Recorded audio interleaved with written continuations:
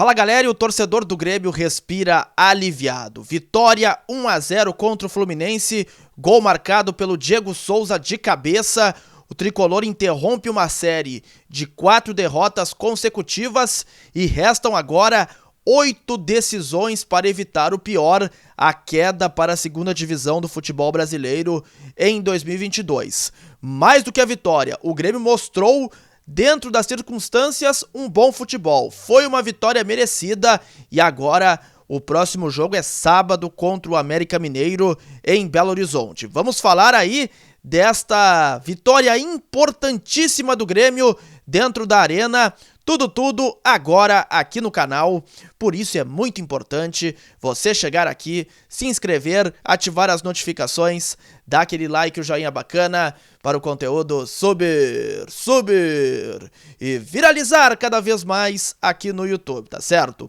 Bom, técnico Wagner Mancini fez muitas mudanças aí no time do Grêmio para o jogo desta noite. Por exemplo, Diogo Barbosa na lateral esquerda, Matheus Sarará no meio de campo, Campaz começando como meio armador e Elias na ponta esquerda, as principais mudanças. E o Grêmio teve uma boa atuação hoje contra o Fluminense e mereceu os 3 pontos. Foram nada mais, nada menos que 25 finalizações ao gol adversário, 7 que foram em gol. O Elias perdeu 3 gols no primeiro tempo. Não, até eu considero que não foi assim tão perdido assim, mas logo a 35 segundos chutou uma bola na trave, praticamente na pequena área. Diego Souza teve uma chance de cabeça também na primeira etapa. O Douglas Costa no segundo tempo perdeu a chance de definir a partida. O Ferreira também nos acréscimos perdeu um outro gol, ou seja, o Grêmio ele jogou tranquilamente para ganhar por 2 ou 3-0. E, além do resultado positivo, teve hoje, dentro do possível, uma boa atuação.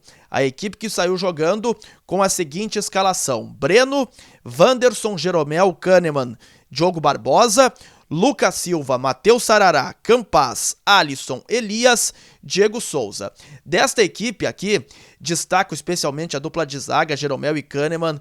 Mesmo já com uma idade um tanto quanto avançada, eles entram, dão sangue em campo, uma raça impressionante, além da qualidade técnica, e sem dúvida serão muito importantes nesta reta final do Campeonato Brasileiro.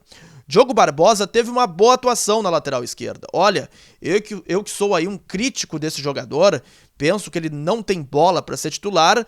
Hoje ele mostrou que está melhor que o Cortez e também o Rafinha, então merece uma sequência. Matheus Sarará muito bem no meio de campo, muito combativo na marcação, ajudando bastante, e foi dele o cruzamento perfeito para a cabeçada do Diego Souza para abrir o placar e ser aí o gol da vitória do Grêmio nesta noite.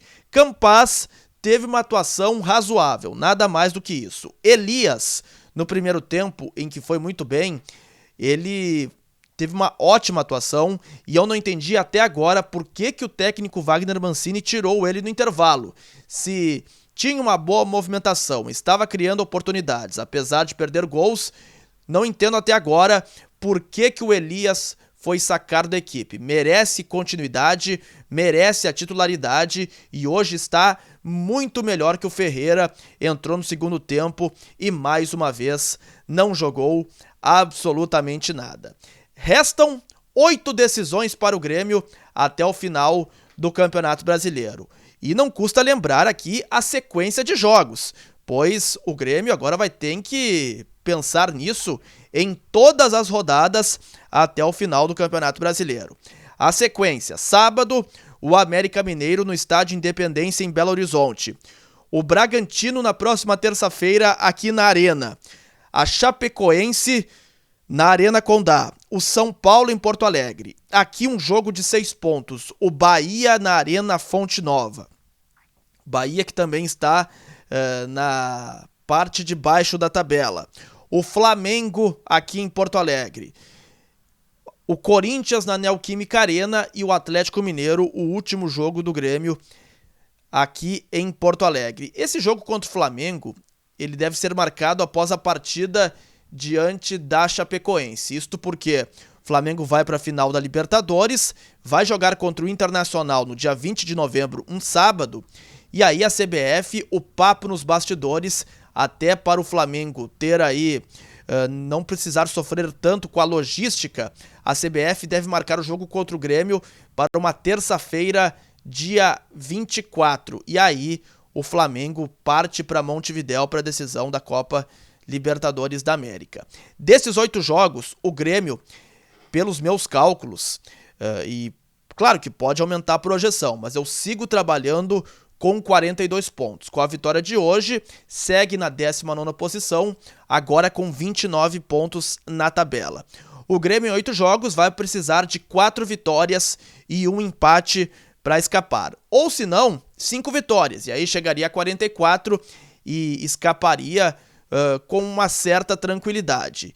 E agora, meus amigos, o Grêmio fez sua parte hoje, venceu o Fluminense e vai precisar secar o Santos nesta quarta-feira, 19h, contra o Red Bull Bragantino na Vila Belmiro, e o Bahia na quinta-feira, que joga contra o Flamengo no Maracanã. Pois agora, a distância do Grêmio para o Santos, que é o 16º colocado na tabela de classificação, é de 6 pontos. O Grêmio, como eu disse, é 19º, tem 29.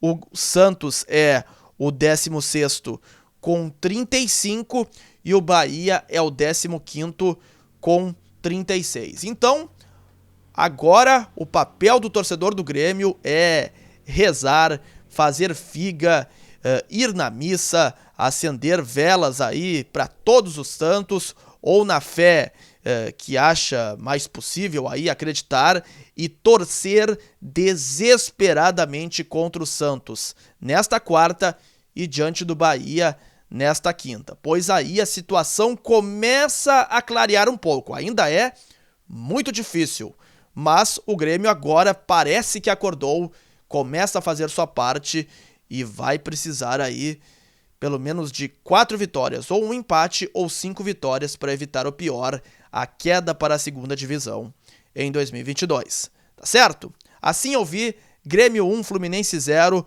gostei do que vi do tricolor nesta noite, foi uma vitória merecida.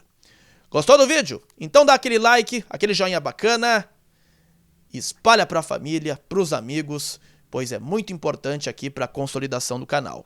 Aquele abraço.